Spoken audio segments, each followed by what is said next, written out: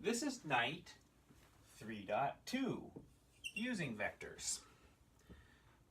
Most important thing probably, very first thing, is addition of vectors. And I already talked about addition of vectors a little bit. Here's two vectors, A. Here's another vector, B. If I want to add A and B, I copy B over to A, and I put its tail on A's head. So you first, wherever they are on the board, you get them so that one of them's head is on the other one's tail.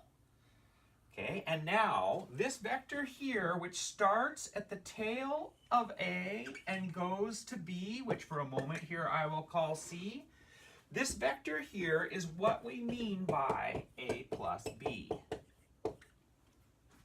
Now an interesting fact is, if instead of copying the tail of B onto the head of A, if instead I'd put B here and copied the tail of A onto the head of B,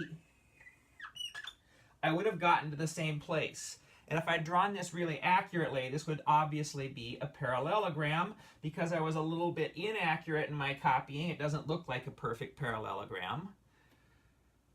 However, the statement that A plus B is the same as B plus A, the statement that it doesn't matter whether you copy B onto the head of A or copy A onto the head of B, is the statement that it doesn't matter if you have a parallelogram which two sides you go around to get to the far corner, you get to the same place.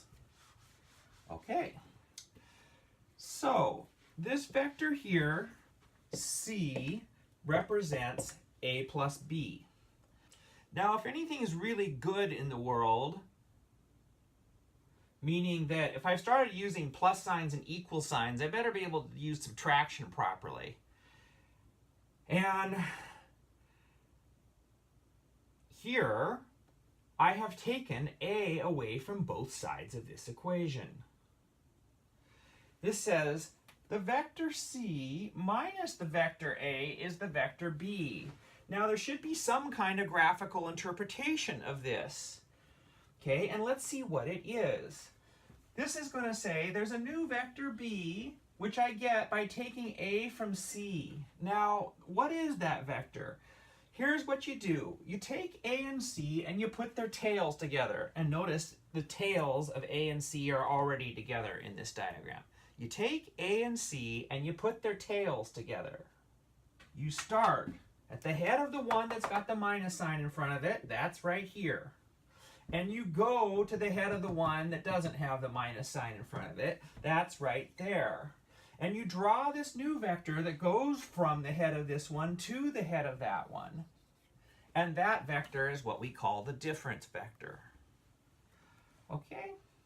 And you can see that these two ideas of addition and taking the difference are totally consistent with each other now. There's some other operations we need to be able to do.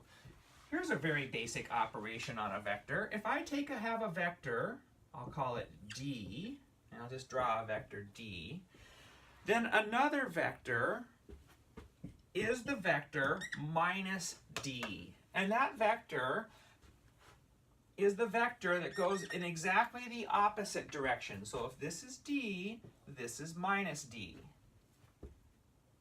And of course, I'm allowed to draw it anywhere on the board that I like. To emphasize that it was the same length in exactly the opposite direction, I put it right next to D. But I could put minus D over here. It's still minus D wherever I put it on the board. Okay, now here's another fact that's kind of nice then. If what I mean by minus D is the vector that goes in exactly the opposite direction, then it's clear that D plus minus D is equal to 0. By the way, that vector there is the 0 vector. It's the vector that has length 0, and once a vector has length 0, it doesn't really matter what direction it points. So the vector of length 0, there's really only one of them, and we make it like this when we want to put it on the board. Part of the reason we need that symbol desperately is because it's impossible to make a clear representation of something with no length on the board. So we'll very often, when we want to draw something of 0 length, we'll emphasize it by putting 0 with the vector sign over it. Okay, and sure enough, using the rules of addition, d, and what we mean by the opposite of d plus minus d is 0. Okay, now here's another thing you can do with a vector. Not only can you multiply it by -1, but you can multiply it by anything you like. For example, you can multiply it by 3. So if I have the vector d, I can copy it over twice more. There's 2 more d's.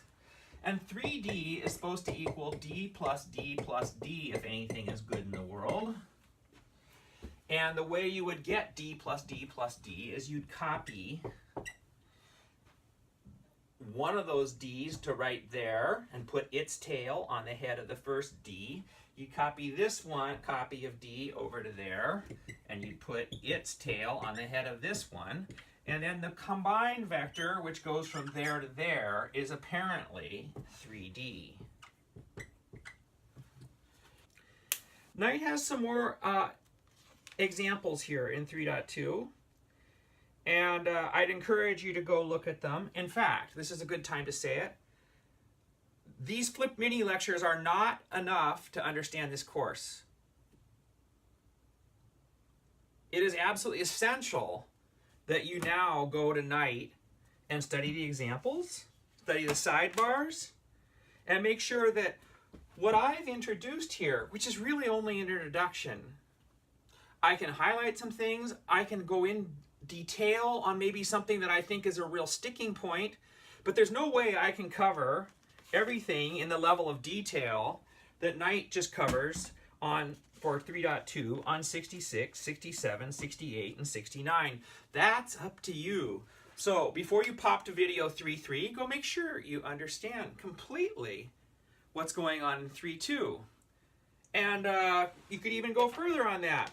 It's never too early to go start going, well, gosh, if I know 3.2, that means I should be able to do some of the corresponding exercises to 3.2, which are on page 77.